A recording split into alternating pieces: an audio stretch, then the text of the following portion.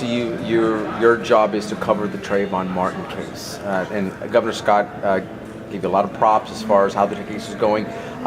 Without divulging any information you're not supposed to divulge, how is that case going? I mean, what can you tell us? You know, that case, like a lot of our cases, takes a lot of time and attention, but it's the kind of time and attention every prosecutor in this state is willing to give to an important case. And so basically I've got, as I introduced them, my two top homicide prosecutors working on it, and they are going to just vigorously pursue the truth in that case like we do in all of our cases. Now, have there tried to been any influence from outside parties who obviously everyone's aware of the bounty put on the Zimmerman by the new Black Panther Party? Have they tried to influence the process? Not that they could, but have they tried to? Or we don't succumb to any outside influences because our job is so clearly defined as prosecutors by the Supreme Court and by our rules of ethics that we don't succumb to anything other than the truth.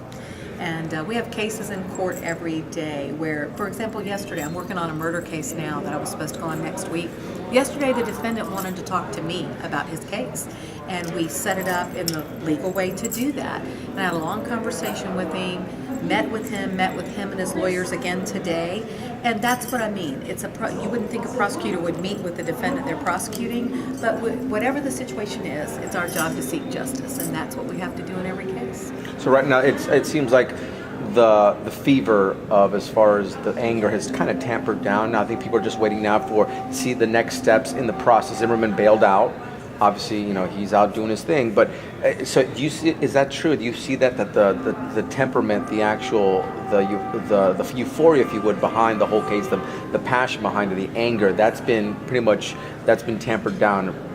Well, as you know, we're not talking about the case or about the facts of the case, and we've really just stayed away from all of the outside issues that are going on, and we're really truly focused on just the case itself.